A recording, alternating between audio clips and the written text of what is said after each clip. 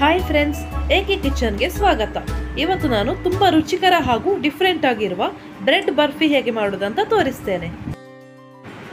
ನಾನಿಲ್ಲಿ ಬರ್ಫಿಯನ್ನು ಮಾಡಲಿಕ್ಕೆ 7 bread slices ತೆಕೊಂಡು mixie ಜಾರ್ನಲ್ಲಿ ಹಾಕಿ ಪುಡಿ ಮಾಡ್ತಾ ಇದ್ದೇನೆ.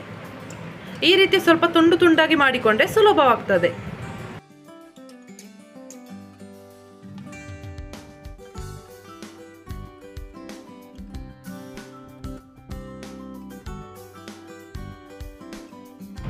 ಇದನ್ನು ಪೂರ್ತಿಯಾಗಿ ಪೌಡರ್ ಮಾಡಿಕೊಳ್ಬೇಕು.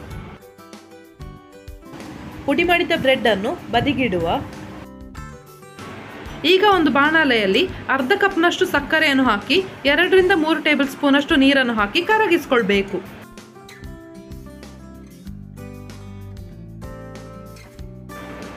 ಈಗ ಸಕ್ಕರೆ ನಿಧಾನವಾಗಿ ಕರಗಲಿಕ್ಕೆ ಸ್ಟಾರ್ಟ್ ಆಗಿದೆ.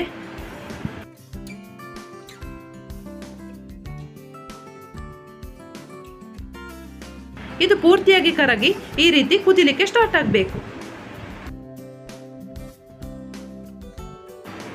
ಈ ರೀತಿ ಸಕ್ಕರೆ ಕುದಿಲಿಕ್ಕೆ ಸ್ಟಾರ್ಟ್ ಆದಾಗ 1 ಕಪ್ನಷ್ಟು ಹಾಲನ್ನು ಸ್ವಲ್ಪ ಸ್ವಲ್ಪವಾಗಿ ಹಾಕಿಕೊಳ್ಬೇಕು. ಮಿಕ್ಸ್ ಮಾಡ್ತಾನೆ ಇರಬೇಕು.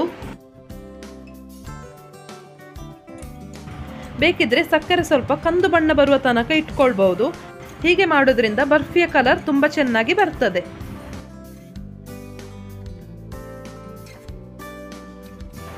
ಬ್ರೆಡ್ ಅನ್ನು ಉಪಯೋಗಿಸಿಕೊಂಡು ಹಲವಾರು ರೆಸಿಪೀಸ್ಗಳನ್ನು ಮಾಡಿಕೊಳ್ಳಬಹುದು.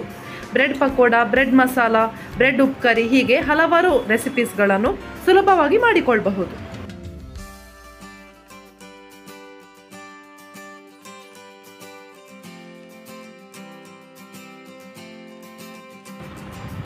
ಇದು ಈ ರೀತಿ ಕುದಿಲಿಕ್ಕೆ ಸ್ಟಾರ್ಟ್ ಆದಾಗ ಇದಕ್ಕೆ ಆಗಲೇ ಪೌಡರ್ ಮಾಡಿಟ್ಟ ಬ್ರೆಡ್ ಅನ್ನು ಹಾಕಿಕೊಳ್ಬೇಕು.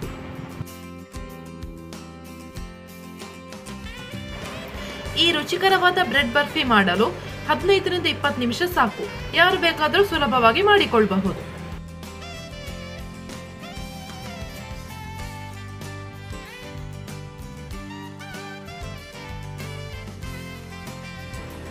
ಈಗ ಇದಕ್ಕೆ ಅರ್ಧ ಕಪ್ನಷ್ಟು ಹಾಲಿನ ಹುಡಿಯನ್ನು ಹಾಕಿಕೊಂಡು ಚೆನ್ನಾಗಿ ಮಿಕ್ಸ್ ಮಾಡಿಕೊಳ್ಬೇಕು.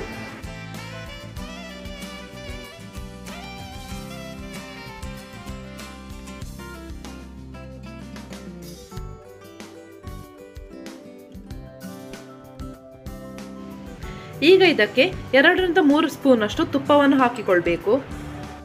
ಈ ರೀತಿ ತುಪ್ಪ ಹಾಕಿಕೊಂಡ ಮೇಲೆ ಒಮ್ಮೆ ಚೆನ್ನಾಗಿ ಕಲಸಿಕೊಳ್ಳುವ.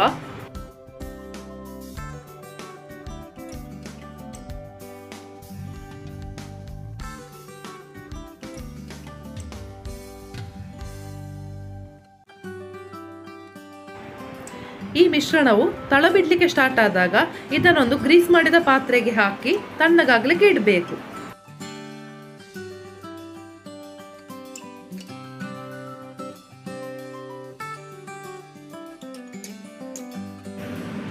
ಇದೊಂದು ತುಂಬಾ ಡಿಫ್ರೆಂಟ್ ಆದ ರೆಸಿಪಿ. ಬ್ರೆಡ್ ನಿಂದ ಈ ರೀತಿ ರುಚಿಕರವಾದ ಬರ್ಫಿ ಮಾಡ್ಲಿಕ್ಕೆ ಆಗ್ತಾರೆ ಅಂತ ಹೆಚ್ಚಿನವರಿಗೂ ಗೊತ್ತಿಲ್ಲ. ಇದು ಪೂರ್ತಿಯಾಗಿ ತಣ್ಣಗಾದ್ಮೇಲೆ ಇದನ್ನು ಪೀಸಸ್ಗಳಾಗಿ ಕಟ್ ಮಾಡಿಕೊಳ್ಳಬಹುದು. ಬೇಕಿದ್ರೆ ಮೇಲಿಂದ ಚಾಪ್ ಮಾಡಿದ ಬಾದಾಮಿ ಅಥವಾ ಗೇರು ಬೀಜವನ್ನು ಇದಕ್ಕೆ ಸ್ಪ್ರಿಂಕಲ್ ಮಾಡಿಕೊಳ್ಳಬಹುದು. ಈ ಸುಲಭವಾದ ರೆಸಿಪಿಯನ್ನು ನೀವು ಕೂಡ ಒಮ್ಮೆ ಟ್ರೈ ಮಾಡಿ ನೋಡಿ. ಈ ವಿಡಿಯೋ ನಿಮಗೆ ಇಷ್ಟ ಆಗಿದ್ದಲ್ಲಿ ಲೈಕ್, ಶೇರ್ ಹಾಗೂ ಸಬ್ಸ್ಕ್ರೈಬ್ ಮಾಡಲು ಮರಿಬೇಡಿ. Thank you.